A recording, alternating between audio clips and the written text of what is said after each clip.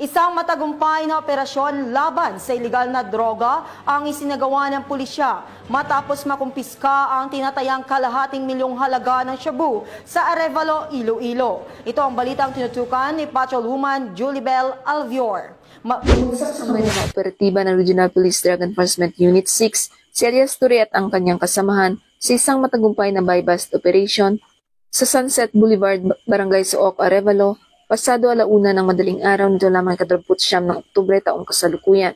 Kinilala ang mga suspect na sina Alias Ture, 29 anyos, may asawa at 3 anak, delivery rider at residente ng Zone 5, Barangay Kalumpang, Molo, pangunahing target, at Alias Renel, 32 anyos, may asawa at 2 anak, tricycle driver at residente ng Barangay Santa Filomena, Arevalo. Ayon kay Alias Ture, napilitan naman siyang pumasok sa iligal na gawain dahil sa kahirapan at kakulangan ng kita bilang delivery rider. Inamin din niyang nagsisisi siya sa kanyang nagawang kasalanan at handang harapin ang mga parusa sa batas.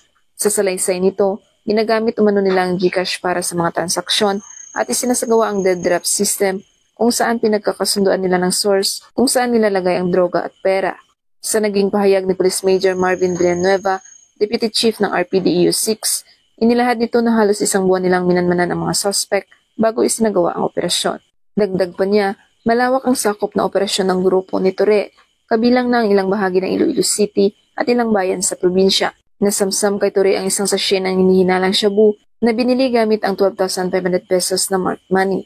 Nang siya ay kapkapan, nakuha pang 3 karagdagang sachet at 2 knot-tied na pakete ng shabu sa kanyang itim na sling bag. Samantala, 2 sachet pa ng hinihinalang shabu ang nakuha kay Renel na nakatago sa kanyang helmet. Nakuha rin sa kanila ang 2 Android cellphone at iba pang mga non-drug items.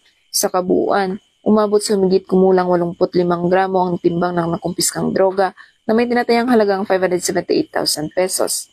Kasalukuyan ang nasa kustudiya ng ICPS 6 Arevalo PNP ang 2 suspect at naharap sa kasong paglabag sa Republic Act 9165 o ang Comprehensive Dangerous Drugs Act of 2002.